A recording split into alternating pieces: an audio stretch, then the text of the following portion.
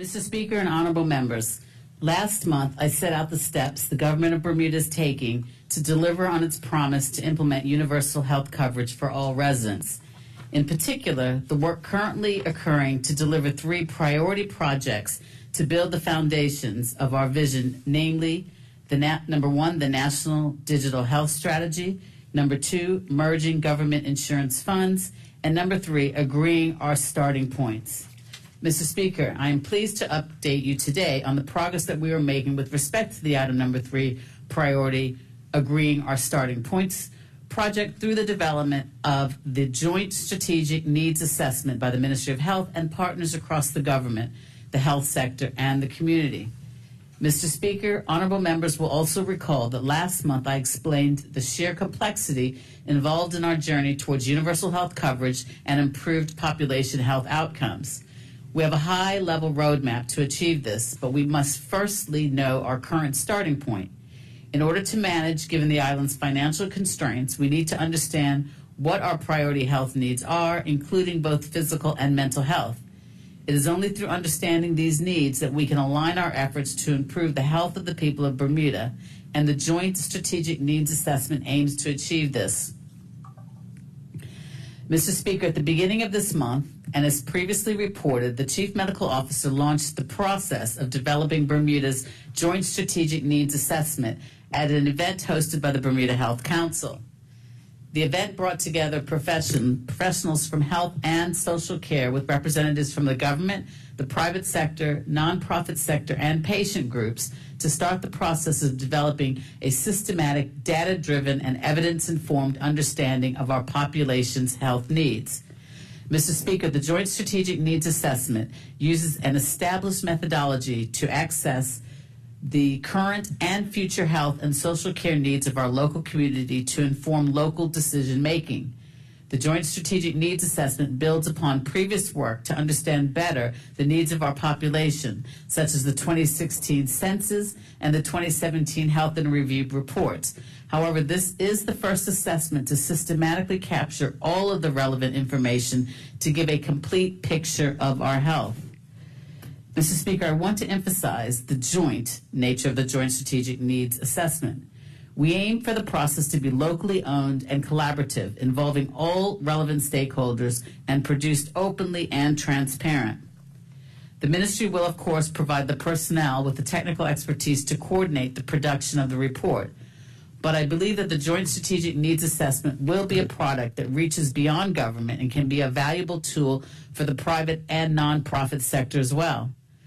Mr. Speaker, many honorable members will be aware that it is not just medical care that influences our health. Social and economic conditions, including our work, housing, education, and local community networks, are important factors that define our health. These factors are known by public health professionals as the social determinants of health. The Joint Strategic Needs Assessment will investigate the social determinants of health in the context of Bermuda and make recommendations that go beyond the healthcare sector. This presents an opportunity for the whole of government and civil society to use the Joint Strategic Needs Assessment to develop actions to protect and promote health using the concept of the social determinants of health, whether in the classroom, the workplace, or in the local environment. I urge all honorable members to read the final Joint Strategic Needs Assessment report and consider ways that they can contribute to improving health and reducing health inequalities in their local communities. Mr. Speaker, the Joint Strategic Needs Assessment will be vital in determining our baseline population health needs in order to establish the necessary metrics to monitor the impact of the introduction of universal health coverage on population health outcomes. The Joint Strategic Needs Assessment will do this through the consideration of the following areas, Mr. Speaker. 1, Bermuda's population profile and the social determinants of health. 2, health behavior and risk factors. 3, causes of ill health and death. 4, vulnerable groups, including children, the elderly, and people with disabilities. And 5, health care services. Mr. Speaker, our approach to developing the Joint Strategic Needs Assessment will be through the following processes. 1, mapping data sources. 2, extracting data from these sources.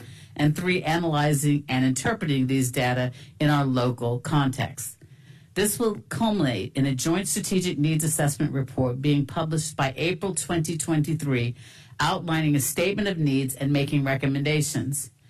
Mr. Speaker, honorable members may have noticed that the process relies heavily on data, but this will be supplemented by gaining insight from healthcare professionals, patients, and the public on Bermuda's current state of health. Mr. Speaker, we are fortunate to have the professional expertise of the Chief Medical Officer in crafting the Joint Strategic Needs Assessment. He is chairing the Joint Strategic Needs Assessment Working Group, which is a skilled multidisciplinary team charged with the production, publication, and presentation of the Joint Strategic Needs Assessment. The working group's members include representatives from the Ministry of Health, public health professionals, epidemiologists, health promotion professionals, and also representatives from the Bermuda Health Council. This working group is supported by the Epidemiology and Surveillance Unit, joined by a public health registrar seconded from the UK's Public Health Training Programme. The UK Overseas Territories team at the Department of Health and Social Care in London will provide additional technical support. This team has a wealth of experience in supporting communities in understanding their health needs. Mr. Speaker, honorable members will recall my desire last month to ensure that our work towards universal health coverage remains clear, coherent, and coordinated whilst discouraging silos. The Joint Strategic Needs Assessment Project will be managed in line with these principles, involving regular touchpoint meetings with strategic partners and the other universal health coverage projects to identify areas of overlap and opportunities for mutual support. In line with this commitment, and in part of the ministry's quarterly Q&A session on Tuesday, November 15th, universal health coverage stakeholders from across our health system and the wider community were updated on the progress of the Joint Strategic Needs Assessment and were able to ask detailed questions about the project's development. Mr. Speaker, the core vision of the heart of this government's health strategy is for Bermuda to provide an environment for healthy people in healthy communities. The strategy is based on 8 strategic principles, of which understanding our population's health needs is an important one. The Joint Strategic Needs Assessment will play a crucial role in understanding our population's health needs. The Joint Strategic Needs Assessment takes a pragmatic approach in emphasizing our community's assets as well as our needs. We need to accurately know our start state, including gaps in our knowledge, to inform our future. In fact, understanding gaps in our knowledge will help us refine the development of the National Digital Health Strategy and identify future data collection and health surveillance requirements to refine the metrics required for measuring future progress. Mr. Speaker, this is an exciting moment as we build momentum towards fulfilling the Government of Bermuda's commitment to implementing universal health coverage while seeking to improve Bermuda's population health outcomes and reduce health inequalities. We can only make progress if we have an accurate understanding of our start state. The Joint Strategic Needs Assessment will provide the data-driven and evidence-informed information to gain this understanding. And I want to thank all those contributing to the development of the Joint Strategic Needs Assessment, particularly those outside of government in the community, health sector, and voluntary sectors. And I look forward to seeing the results of their hard work. Thank you, Mr. Speaker.